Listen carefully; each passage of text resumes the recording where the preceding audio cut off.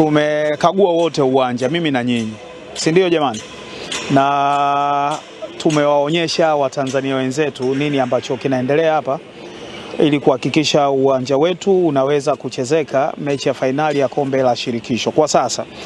Na kama ambavyo mnafahamu, tumekuwa tukifanya ukarabati mkubwa kwenye uwanja wa Benjamin Mkapa ambao ulikuwa unahusisha maeneo mengi. Nyinyi mmepita hapa, mmeona takriban viti 30,000 na kitu vimeshabadilishwa kati ya viti 63,000, na ambalo ndio lilikuwa eneo la mwisho. Kwa hivyo tulikuwa na ukarabati ambao ulikuwa unahusisha maeneo yote ya uwanja isipokuwa kwenye pitch.